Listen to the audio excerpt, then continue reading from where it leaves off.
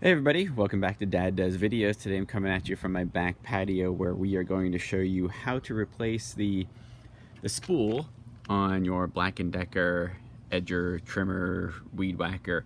It's actually an LST 400 if you're curious about the model, and occasionally you'll have to replace the spool here, and I typically have to do this probably once a season in the spring or summer when I've edged and trimmed and weed whacked just enough that you'll just run out of the line, and you'll just have to simply just get a new one and pop it on there.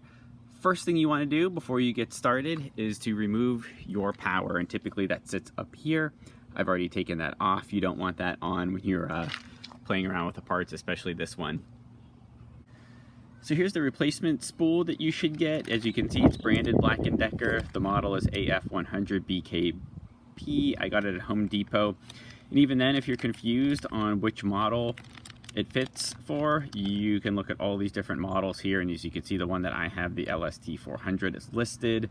So we're good to go. Okay, the next step is to simply remove the spool that's already on there today. And this is really easy. There's a button right here and the same one on the other side. You simply just push those in,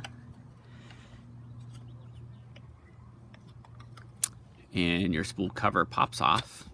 So just remove that, and then you actually have the spool on the inside too.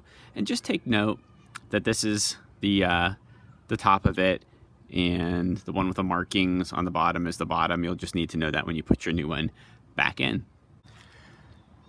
Okay, so get your new one out of the package. There's typically a piece of tape that holds everything in place, and so just remove that. Throw it off to the side. Remember, this is the part with all the markings that goes down. This is the part that goes up. So keep this tight, because if the cord kind of gets loose, it kind of goes all over the place, and you're gonna have to wind it back up, which is kind of a pain. So you simply put this in, and be aware you're gonna want to put the end of the cord through this hole right here. So what I like to do is just start to flow that through and put this in like so. Let out a little bit. And then you just get your top back on. That just fits in there like that. Put this back on. And don't worry about this little string right here.